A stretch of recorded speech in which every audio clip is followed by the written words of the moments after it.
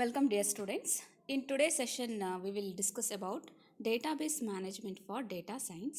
Let us start with the basic entity in the database management system is data. ಅಂತಂದರೆ ಮೊದಲನೇದಾಗಿ ನಾವು data ಅಂದರೆ ಏನು ಅಂತ ಹೇಳಿ ತಿಳ್ಕೊಳ್ಬೇಕಾಗತ್ತೆ. Here we have a definition for data. Data is collection of facts. Data ಅಂತ ಅಂದರೆ it is collection of facts ಅಂತ ಹೇಳ್ತಾ ಇದ್ವಿ. ಇಲ್ಲಿ ನಾವು ಮೊದಲು ಫ್ಯಾಕ್ಟ್ ಅಂದರೆ ಏನು ಅಂತ ಹೇಳಿ ತಿಳ್ಕೊಳ್ಬೇಕಾಗತ್ತೆ. ಫ್ಯಾಕ್ಟ್ ಅಂತಂದರೆ it is a thing which has a real existence or physical existence in this world ಅಂಥೇಳಿ. ಅಂತಂದರೆ ಈ ಒಂದು ಪ್ರಪಂಚದಲ್ಲಿ ಭೌತಿಕ ಅಸ್ತಿತ್ವ ಹೊಂದಿರುವಂತಹ ವಸ್ತುಗಳೇನೇನಿರುತ್ತೆ ಅವೆಲ್ಲನೂ ಕೂಡ ನಾವು ಫ್ಯಾಕ್ಟ್ ಅಂತ ಹೇಳಿ ಕರಿಬಹುದು. ಎಕ್ಸಾಂಪಲ್ ಕೊಡೋದಾಯಿತು ಅಂತ ಅಂದರೆ computer, mobile, book, table, chair, bag, ಈ ರೀತಿ ಇವೆಲ್ಲವಕ್ಕೂ ಕೂಡ ಏನಾಗಿದೆ ಅಂತಂದರೆ ಅವುಗಳದೇ ಆದಂಥ ಒಂದು ಅಸ್ತಿತ್ವ ಇದೆ. ಈ ರೀತಿ ಅಸ್ತಿತ್ವ ಇರುವಂತಹ ಫ್ಯಾಕ್ಟ್ಸ್ನ ಒಂದು ಕಲೆಕ್ಷನ್ಗೆ ಡೇಟಾ ಅಂತ ಹೇಳಿ ಕರಿತೀವಿ. ಇನ್ DBMS data can be qualitative variable and quantitative variable. ಮತ್ತು ಡೇಟಾ ಯಾವ ರೀತಿಯ ಫಾರ್ಮ್ನಲ್ಲಿ ಇರುತ್ತೆ ಅಂತ ನೋಡೋದಾಯಿತು ಅಂತಂದರೆ ಅದು ನನಗೆ ನ್ಯೂಮರಿಕಲ್ ಫಾರ್ಮಲ್ಲಿ ಇರಬಹುದು. ಅದರರ್ಥ ಡಿಜಿಟಲ್ ವ್ಯಾಲ್ಯೂಸ್ ಆಗಿರಬಹುದು, ಆಲ್ಫಾ ನ್ಯೂಮರಿಕ್ ಅಂತ ಅಂದರೆ ಬೋತ್ ಲೆಟರ್ಸ್ ಆ್ಯಂಡ್ ಡಿಜಿಟ್ಸ್. ನಂತರ ಇಮೇಜಸ್, ಆಡಿಯೋ, ವಿಡಿಯೋ ಇವೆಲ್ಲವೂ ಕೂಡ ಏನಾಗಿರುತ್ತೆ ಅಂತಂದರೆ ನನಗೆ ಡೇಟಾ ಆಗಿರುತ್ತೆ. ಈಗ ಒಂದು ಟೇಬಲ್ ಕೊಟ್ಟಿದ್ದೀವಿ. ಇಲ್ಲಿ ನಾನು ಕ್ವಾಲಿಟೇಟಿವ್ ವೇರಿಯಬಲ್ಸ್ ಮತ್ತು ಕ್ವಾಂಟಿಟೇಟಿವ್ ವೇರಿಯಬಲ್ಸ್ಗೆ ಎಕ್ಸಾಂಪಲ್ಸ್ನ ಕೊಟ್ಟಿದ್ದೀವಿ. ಕ್ವಾಂಟಿಟೇಟಿವ್ ವೇರಿಯಬಲ್ಸ್ ಏನು ಹೇಳುತ್ತೆ ಅಂತಂದರೆ it always hold numeric values. ಅದರರ್ಥ ಈ ವೇರಿಯಬಲ್ಸ್ ಯಾವಾಗಲೂ ನನಗೆ ಡಿಜಿಟ್ಸ್ನ ಹೊಂದಿರುತ್ತೆ ಅಂಥೇಳಿ. ಎಕ್ಸಾಂಪಲ್ ಯಾವುದು? ಹೈಟ್ ಆಫ್ ಅ ಪರ್ಸನ್ ಹೇಳ್ಬೋದು, ಏಜ್ ಆಫ್ ಅ ಪರ್ಸನ್ ಹೇಳ್ಬೋದು, ಸ್ಟ್ರೆಂತ್ ಆಫ್ ಅ ಕ್ಲಾಸ್ ಹೇಳಬಹುದು. ಸೊ ಇವೆಲ್ಲನೂ ನೋಡೋದಾಯಿತು ಅಂದರೆ ಆ ಎಲ್ಲ ವ್ಯಾಲ್ಯೂಸು ಕೂಡ ನನಗೆ ಡಿಜಿಟ್ಸಲ್ಲಿರುತ್ತೆ. ಹಾಗಾಗಿ ಇಂತಹ ಒಂದು ವೇರಿಯಬಲ್ ವ್ಯಾಲ್ಯೂಸ್ನ ನಾನು ಕ್ವಾಂಟಿಟೇಟಿವ್ ವೇರಿಯಬಲ್ಸ್ ಅಂತ ಹೇಳಿ ಕರಿತೀನಿ. ನೆಕ್ಸ್ಟ್ ನೋಡೋದಾಯಿತು ಅಂದರೆ qualitative variables. Qualitative variables always takes names or labels. ಅಂತಂದರೆ ಇದು ನನಗೆ ನೇಮ್ಸ್ ಅಥವಾ ಲೇಬಲ್ಸ್ ವ್ಯಾಲ್ಯೂಸ್ನ ಹೋಲ್ಡ್ ಮಾಡುತ್ತೆ ಅಂತ. ಮತ್ತು ಇದು ಒಂದು ಕ್ವಾಲಿಟಿನ ಡಿಸ್ಕ್ರೈಬ್ ಮಾಡುತ್ತೆ. ಯಾವಾಗಲೂ ಈ ವ್ಯಾಲ್ಯೂಸ್ ಏನನ್ನ ಹೇಳುತ್ತೆ ಅಂತಂದರೆ ಕ್ವಾಲಿಟಿನ ಡಿಸ್ಕ್ರೈಬ್ ಮಾಡುತ್ತೆ. Let us take one example. Person ತೊಗೊಳೋದಾಯಿತು ಅಂತಂದರೆ eye colour of a person ಏನು ಹೇಳುತ್ತೆ? ಅವನ ಒಂದು ಕ್ವಾಲಿಟಿನ ಹೇಳುತ್ತೆ ಅಲ್ವಾ. ಹಾಗಾಗಿ eye colour of a person ಅನ್ನೋದು ಕೂಡ ನನಗೆ ಕ್ವಾಲಿಟೇಟಿವ್ ವೇರಿಯಬಲ್ ಅಂಥೇಳಿ ಕನ್ಸಿಡರ್ ಮಾಡಬಹುದು. ಅದೇ ರೀತಿ ಇಲ್ಲಿ ಕೆಲವೊಂದಿಷ್ಟು ಬೇರೆ ಎಕ್ಸಾಂಪಲ್ಸ್ನು ಕೂಡ ಕೊಟ್ಟಿದ್ದೀವಿ. ಯಾವ್ಯಾವುದು ಅಂತ ನೋಡೋದಾಯಿತು ಅಂದರೆ gender, breed of a dog, level of education, marital status. So these are all examples for qualitative variables. The next concept is database. ಈಗ ಡೇಟಾ ಅಂದರೆ ಏನು ಅಂತ ಹೇಳಿ ಗೊತ್ತಾಯಿತು. ಸೊ ಈ ಡೇಟಾ ಎಲ್ಲ ಎಲ್ಲಿ ಸ್ಟೋರ್ ಮಾಡಿರ್ತೀವಿ ಯೂಶಲಿ ಅಂತಂದರೆ we store all these data in computers memory or on cloud storage. ಅರ್ಥ ಆಯ್ತಾ? ಸೊ ಈ ರೀತಿ ಸ್ಟೋರ್ ಆಗಿರುವಂತಹ ಡೇಟಾ ಸಾಕಷ್ಟು ಡಿಫ್ರೆಂಟ್ ಯೂಸರ್ಸ್ ಇರ್ತಾರೆ. ಅವರುಗಳಿಗೆ ಅವುಗಳ ಅವಶ್ಯಕತೆ ಇರುತ್ತೆ. ಸಾಕಷ್ಟು ಡಿಫ್ರೆಂಟ್ ಯೂಸರ್ಸ್ಗೆ ಈ ಡೇಟಾ ಅವಶ್ಯಕತೆ ಇರುತ್ತೆ. ಹಾಗಾಗಿ ಆ ಡಿಫ್ರೆಂಟ್ ಯೂಸರ್ಸ್ ಈ ಡೇಟಾನ ಆಕ್ಸೆಸ್ ಮಾಡಬೇಕು ಅಂತಂದರೆ ಡೇಟಾನ ಒಂದು ಪ್ರಾಪರ್ ವೇಯಲ್ಲಿ ನಾನು ಆರ್ಗನೈಸ್ ಮಾಡಬೇಕಾಗತ್ತೆ. ಅರ್ಥ ಆಯಿತಾ? ಆ ರೀತಿ ಏನಾದರೂ ನಾನು ಡೇಟಾನ ಒಂದು ಮೀನಿಂಗ್ಫುಲ್ ವೇಯಲ್ಲಿ ಆರ್ಗನೈಸ್ ಮಾಡಿದೆ ಅಂದರೆ ಅದನ್ನು ಡೇಟಾಬೇಸ್ ಅಂತ ಹೇಳಿ ಕರಿತೀನಿ. ಸೊ ಡೆಫಿನೇಷನ್ ನೋಡೋದಾಯಿತು ಅಂದರೆ ನೋಡಿ, database is a structured organisation of data present in memory of a computer or on cloud that is accessible to different users. ಅದರ್ಥ ಈ ಕಂಪ್ಯೂಟರ್ ಮೆಮೊರಿ ಮತ್ತು ಕ್ಲೌಡ್ ಸ್ಟೋರೇಜಲ್ಲಿರುವಂತಹ ಡೇಟಾನ ಸ್ಟ್ರಕ್ಚರ್ಡ್ ವೇಯಲ್ಲಿ ಆರ್ಗನೈಸ್ ಮಾಡಬೇಕು. ಏನಕ್ಕೆ ಮಾಡಬೇಕು ಅಂತ ಅಂದರೆ to make them available for different users. ಅರ್ಥ ಆಯಿತಾ? ಈ ರೀತಿ ಡೇಟಾನ ಸ್ಟ್ರಕ್ಚರ್ಡ್ ವೇಯಲ್ಲಿ ಆರ್ಗನೈಸ್ ಮಾಡಿದ್ವಿ ಅಂತ ಅಂದರೆ it always has a proper meaning. It always gives a proper meaning. ಹಾಗಾಗಿ ಡೇಟಾಬೇಸ್ನ a meaningful collection of data ಅಂತ ಕೂಡ ಕರಿಬಹುದು. ಈಗ ಒಂದು ಎಕ್ಸಾಂಪಲ್ ನೋಡೋಣ. ಇಲ್ಲಿ ಮೊದಲನೇದಾಗಿ ಡೇಟಾನ ಕೊಟ್ಟಿದ್ದೀವಿ. ಏನೇನಿದೆ ಅಂದರೆ ಸ್ಟೂಡೆಂಟ್ ನೇಮ್ ಇದೆ, mobile number, course name, course credit, class, department name, register number, course hours. So ಇದೆಲ್ಲವೂ ಕೂಡ ನನಗೆ ಡೇಟಾ ಆಗಿರುತ್ತೆ. ಈ ಡೇಟಾ ನನಗೆ ಕಂಪ್ಯೂಟರ್ ಮೆಮೊರಿ ಅಥವಾ ಕ್ಲೌಡ್ ಸ್ಟೋರೇಜ್ನಲ್ಲಿ ಇರಬಹುದು. ಈಗ ನಾನು ಏನು ಮಾಡಬೇಕಾಗತ್ತೆ? ಈಗ ಸಾಕಷ್ಟು ಡಿಫ್ರೆಂಟ್ ಯೂಸರ್ಸ್ ಇದ್ದಾರೆ. ಆ ಡಿಫ್ರೆಂಟ್ ಯೂಸರ್ಸ್ ಆಕ್ಸೆಸ್ ಮಾಡೋದಕ್ಕೆ ಅನುಕೂಲ ಆಗಲಿ ಅನ್ನೋ ರೀತಿ ನಾನು ಏನು ಮಾಡ್ತೀನಿ ಅಂತಂದರೆ ಒಂದು ಮೀನಿಂಗ್ಫುಲ್ ವೇಯಲ್ಲಿ ಇದನ್ನು ಆರ್ಗನೈಸ್ ಮಾಡ್ತೀನಿ. ಓಕೆನಾ? ಗ್ರೂಪ್ ಮಾಡ್ತೀನಿ ಅಂಥೇಳಿ ಅರ್ಥ. ಸರಿ, ಈಗ ಗ್ರೂಪ್ ಮಾಡುವಾಗ ಡೇಟಾನ ಯಾವ ರೀತಿ ಸೆಲೆಕ್ಟ್ ಮಾಡ್ಕೊಳ್ಬೇಕು ಅದು ತುಂಬ ಇಂಪಾರ್ಟೆಂಟ್ ಆಗಿರುತ್ತೆ. ಯಾವಾಗಲೂ ಒಂದು ಗ್ರೂಪ್ ಮಾಡ್ತಾ ಇದ್ದೀನಿ ಅಂತ ಅಂದರೆ ಅದಕ್ಕೆ ಬೇಕಾಗಿರುವ ಡೇಟಾ ಯಾವಾಗಲೂ ಇಂಟರ್ಲೇಟ್ ಆಗಿರಬೇಕು. ಅಂತಂದರೆ ತಗೊಳ್ತಿರುವ ಡೇಟಾಗಳ ಮಧ್ಯೆ ಒಂದು ರಿಲೇಷನ್ಶಿಪ್ ಇರಬೇಕು. ಆ ರೀತಿ ರಿಲೇಷನ್ಶಿಪ್ ಇರುವಂತಹ ಡೇಟಾನ ಮಾತ್ರ ನಾನು ಸೆಲೆಕ್ಟ್ ಮಾಡಿ ಒಂದು ಗ್ರೂಪ್ ಅಂತ ಹೇಳಿ ಮಾಡ್ತೀನಿ. ಸೊ ಈಗ ಕೊಟ್ಟಿರುವಂತಹ ಒಂದು ಎಕ್ಸಾಂಪಲ್ ಡೇಟಾದಲ್ಲಿ ನಾನು 2 ಗ್ರೂಪ್ನ ಮಾಡಬಹುದು ಅಥವಾ 2 ಕಲೆಕ್ಷನ್ನ ಮಾಡಬಹುದು. ಒಂದು ಸ್ಟೂಡೆಂಟ್ ಮತ್ತೊಂದು ಕೋರ್ಸ್ ಅಂತ ಹೇಳಿ. ಓಕೆನಾ. ಈಗ ಸ್ಟೂಡೆಂಟ್ ಗ್ರೂಪ್ ಅಥವಾ ಅದನ್ನು ಡೇಟಾಬೇಸ್ ಅಂತ ಹೇಳಿ ಟೆಕ್ನಿಕಲಾಗಿ ಕರಿತೀನಿ. ಈಗ ಸ್ಟೂಡೆಂಟ್ ಡೇಟಾಬೇಸ್ಗೆ ಬೇಕಿರುವಂತಹ ಡೇಟಾ ಯಾವ್ಯಾವ ತಗೊಳ್ಬಹುದು? ಈಗ ತಗೊಳ್ಳುವಂತಹ ಡೇಟಾ ಎಲ್ಲವೂ ಕೂಡ ಸ್ಟೂಡೆಂಟ್ ಅನ್ನೋದಕ್ಕೆ ರಿಲೇಟ್ ಆಗಿರಬೇಕು. ಅಂತಹ ಡೇಟಾನ ಮಾತ್ರ ನಾನು ಸೆಲೆಕ್ಟ್ ಮಾಡಿ ಗ್ರೂಪಲ್ಲಿ ಹಾಕ್ತೀನಿ. ಹಾಗಿದ್ದರೆ ಸ್ಟೂಡೆಂಟ್ಗೆ ಸಂಬಂಧಪಟ್ಟಂತಹ ಡೇಟಾ ಯಾವುದಾಗಿರುತ್ತೆ ಅಂದರೆ student name, register number, class, mobile number. ಅರ್ಥ ಆಯಿತಾ? ಅಲ್ಲಿ ಕೊಟ್ಟಿರುವಂಥ ಅಷ್ಟು ಡೇಟಾದಲ್ಲಿ ಈ 4 ಡೇಟಾ ವ್ಯಾಲ್ಯೂಸ್ನ ಮಾತ್ರ ತೊಗೊಳ್ತಿದ್ದೀನಿ. ಏನಕ್ಕೆ ಅಂತಂದರೆ these are all related to the student database. ಹಾಗಿದ್ರೆ ಈಗ ನೆಕ್ಸ್ಟ್ ಇನ್ನೊಂದು ಡೇಟಾಬೇಸ್ ನೋಡೋದಾಯಿತು ಅಂದರೆ ಕೋರ್ಸ್ ಅಂತ ಹೇಳಿದೆ. ಈಗ ಕೋರ್ಸ್ಗೂ ಹಾಕೋದಾದರೂ ಅಷ್ಟೇ ಅದಕ್ಕೆ ಸಂಬಂಧಪಟ್ಟಂಥ ಡೇಟಾನ ಸೆಲೆಕ್ಟ್ ಮಾಡಿ ನಾನು ಕೊಡಬೇಕಾಗತ್ತೆ. ಹಾಗಿದ್ರೆ ಕೋರ್ಸ್ಗೆ ಸಂಬಂಧಪಟ್ಟಿರುವಂತಹ ಡೇಟಾ ಯಾವ್ಯಾವುದು ಅಂತ ನೋಡೋದಾಯಿತು ಅಂದರೆ course name, course credit, department name, course hours. I hope ಈ ಒಂದು ಎಕ್ಸಾಂಪಲಿಂದ ನಿಮಗೆ ಡೇಟಾದಿಂದ ನಾನು ಯಾವ ರೀತಿ ಒಂದು ಡೇಟಾಬೇಸ್ನ ನಾನು ಕ್ರಿಯೇಟ್ ಮಾಡಬಹುದು ಅಥವಾ ಡೆವಲಪ್ ಮಾಡಬಹುದು ಅನ್ನೋದು ಚೆನ್ನಾಗಿ ಅರ್ಥ ಆಯಿತು ಅಂತ ಅಂದ್ಕೊಂಡಿದ್ದೀನಿ. ಈಗ ನೆಕ್ಸ್ಟ್ ನೋಡೋದಾಯಿತು ಅಂತಂದರೆ ಡೇಟಾಬೇಸ್ ಮ್ಯಾನೇಜ್ಮೆಂಟ್ ಸಿಸ್ಟಮ್. ಡೇಟಾದಿಂದ ಡೇಟಾಬೇಸ್ನ ನಾನು ಕ್ರಿಯೇಟ್ ಮಾಡಿಕೊಂಡೆ. ಹಾಗಿದ್ರೆ ಈ ಡೇಟಾಬೇಸ್ನ ನಾನು ಹೇಗೆ ಯೂಸ್ ಮಾಡೋಕ್ಕೆ ಸಾಧ್ಯ ಇದೆ? ಯಾವ ರೀತಿ ನಾನು ಅದನ್ನು ಆಕ್ಸೆಸ್ ಮಾಡಬಹುದು? ಹೌದಲ್ವಾ?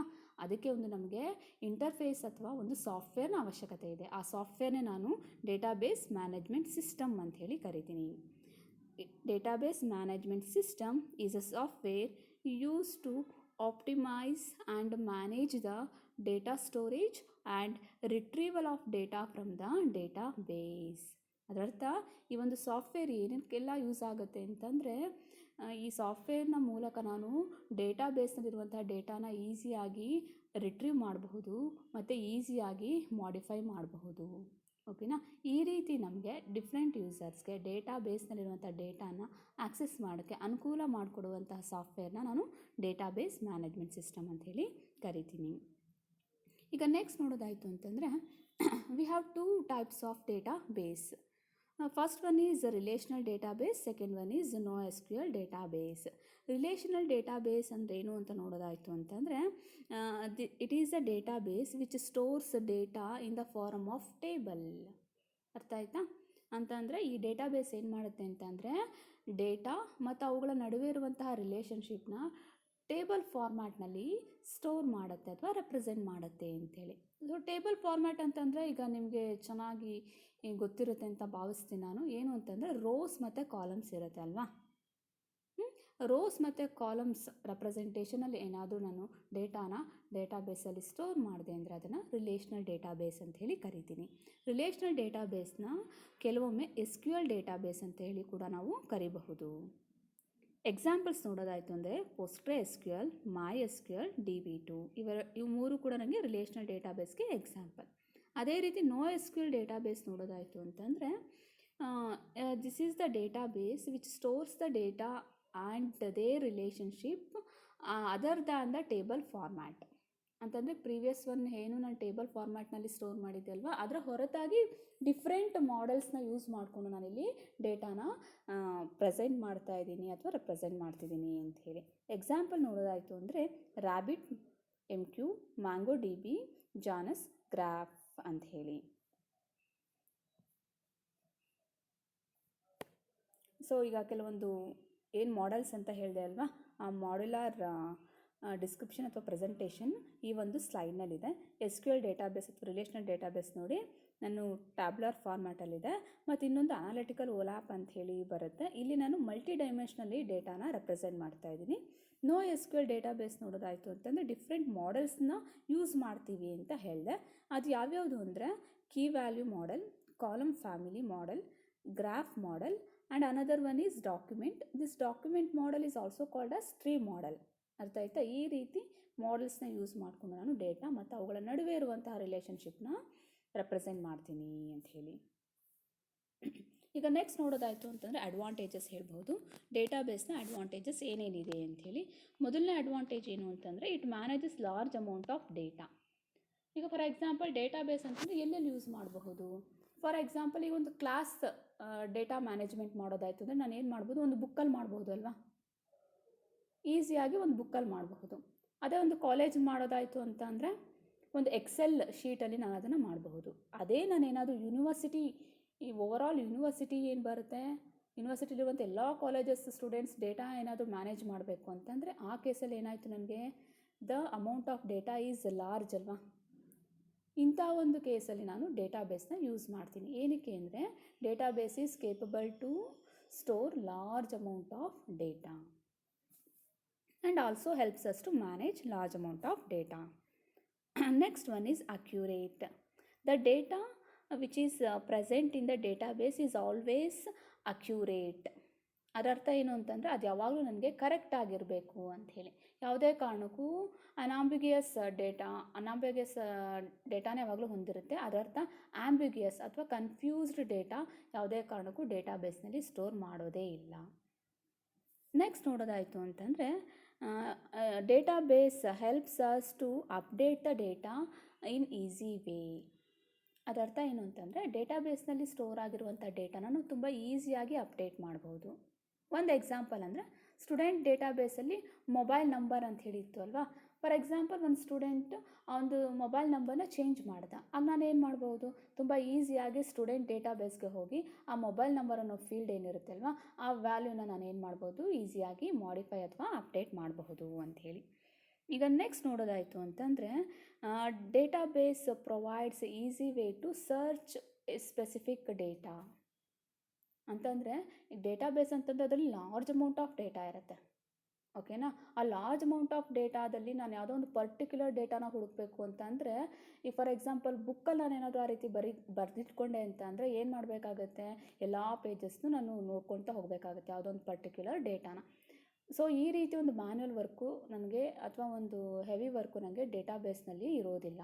ಡೇಟಾಬೇಸ್ ಏನು ಮಾಡುತ್ತೆ, ಯಾವುದೋ ಒಂದು ಪರ್ಟಿಕ್ಯುಲರ್ ಡೇಟಾ ಬೇಕು ಅಂತಂದರೆ ನಮಗೆ ತುಂಬ ಈಸಿಯಾಗಿ ಕ್ವಿಕ್ಕಾಗಿ ಆ ಒಂದು ರಿಸಲ್ಟ್ನ ಕೊಡುತ್ತೆ ಅಂಥೇಳಿ.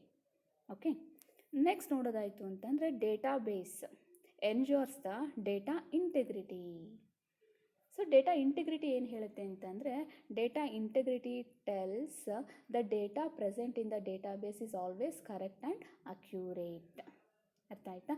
ಯಾವಾಗಲೂ ಡೇಟಾ ಏನಾಗಬೇಕಾಗುತ್ತೆ, it should be correct and accurate.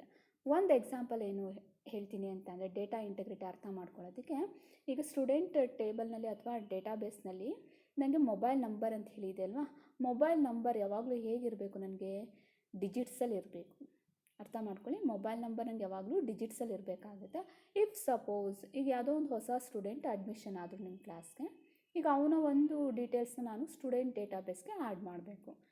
ಈಗ ನಾನು ಆ್ಯಡ್ ಮಾಡ್ತಿರೋ ಟೈಮ್ನಲ್ಲಿ ನಾನೇನಾದರೂ ಮೊಬೈಲ್ ನಂಬರ್ಗೆ ABCD ಅಂತ ಹೇಳಿ ಕೊಡೋಕ್ಕೆ ಹೋದೆ ಅಂತ ಅಂದರೆ it should not take alphabet values ಅಥವಾ ಲೆಟರ್ಸ್. ಏನಕ್ಕೆ, ಮೊಬೈಲ್ ನಂಬರ್ ಯಾವಾಗಲೂ ನನಗೆ ಏನಾಗಿರಬೇಕು, ಡಿಜಿಟ್ಸ್ ಅಥವಾ ನಂಬರ್ಸಲ್ಲೇ ಇರಬೇಕು. ನಾನೇನಾದರೂ ಲೆಟರ್ಸ್ ಕೊಡೋಕ್ಕೆ ಹೋಗ್ತಿದ್ದೀನಿ ಅಂತ ಅಂದರೆ it should not take it, ಅಂದರೆ ಅದು ಯಾವುದೇ ಕಾರಣಕ್ಕೂ ಲೆಟರ್ಸ್ನ ಅಕ್ಸೆಪ್ಟ್ ಮಾಡಬಾರ್ದು. ಸೊ ಈ ರೀತಿ ಹೇಳುತ್ತೆ ಅಲ್ವಾ, ಅದು ಯಾವಾಗಲೂ ನನಗೆ ಕರೆಕ್ಟಾಗಿರಬೇಕು. ಯಾವುದದು ಕರೆಕ್ಟ್ ಅಂತಂದರೆ ಡಿಜಿಟ್ಸಲ್ಲೇ ಇರಬೇಕು ಅಂಥೇಳಿ. ಸೊ ಈ ಒಂದು ಫೀಚರ್ ಅಥವಾ ಪ್ರಾಪರ್ಟಿನ ನಾನು ಡೇಟಾ ಇಂಟೆಗ್ರಿಟಿ ಅಂತ ಹೇಳ್ತೀನಿ. ಯಾವುದೇ ಕಾರಣಕ್ಕೂ ರಾಂಗ್ ವ್ಯಾಲ್ಯೂನ ಅಕ್ಸೆಪ್ಟ್ ಮಾಡ್ಕೊಳ್ಳೋದಕ್ಕೆ ಡೇಟಾಬೇಸ್ ಅಲೋ ಮಾಡೋದಿಲ್ಲ. Okay, next one security of data.